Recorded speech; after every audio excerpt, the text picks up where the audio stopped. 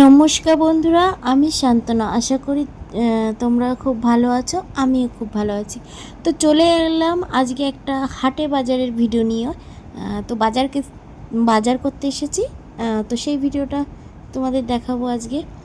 Please কেউ skip করে যেও না, প্রথম থেকে শেষ পর্যন্ত দেখতে থাকো। দেখো, বাজারে ঢুকে এই যে আলু নেওয়া হলো কিছুটা।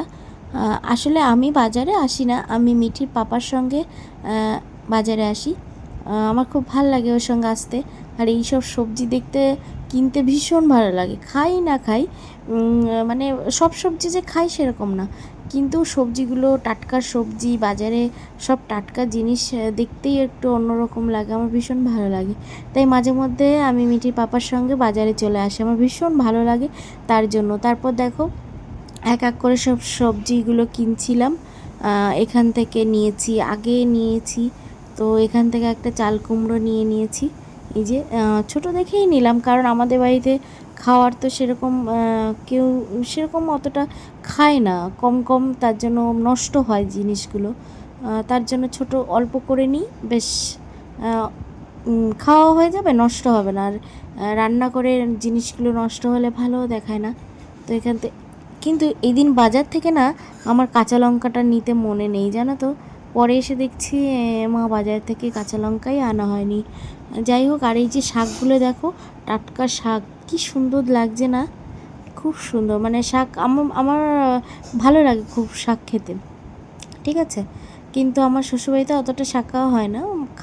খায় না বলা ভুল, খায়, কিন্তু অতটা খায় না। কিন্তু আমার খুব ভালো লাগে শাক খেতে। তারপরে এইখান থেকে ভেন্ডি নিয়ে নিচ্ছিলাম কটা, আর অনেক সবজি নিয়েছি। আর তারপরে যাব একটু মাছ বাজারে, অল্প করে কিছু মাছ নিয়ে নেব। তারপরে এখান থেকে ফল নিলাম কিছু। আমার শাশুড়িমা বলেছিল তরমুজ নেওয়ার কথা, তো একটু তরমুজ নেওয়া হয়েছে, কলা আর কটা আম নেওয়া হয়েছিল। তো ফলগুলো দেখো কত সুন্দর লাগছে দেখতে, তাই না? তো তোমরা কিন্তু জানাবে কেমন লাগছে দেখতে। আর এখানে শুধু কলাই পাওয়া যায় দেখো। তারপর চলে এলাম মাছ বাজারে।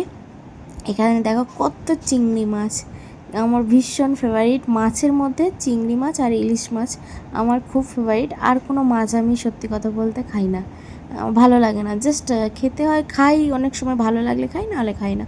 কিন্তু আর খাওয়ার মধ্যে আমি ওই দুটো মাছই ভীষণ ভালো খাই। আর এখানে দেখছিলাম সব জ্যান্ত মাছগুলো কিলবিল কিলবিল করছে।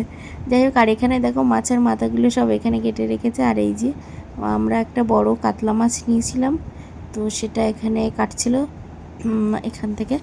তো চলো, আজকের ভিডিওটা এই পর্যন্ত রাখি। সবাই ভালো থেকো, সুস্থ থেকো। আর কেমন তোমরা হাটে বাজারে দেখলে একটু জানিও কমেন্ট করে। তো আজকের মতো আসি, সবাই ভালো থেকো, টাটা।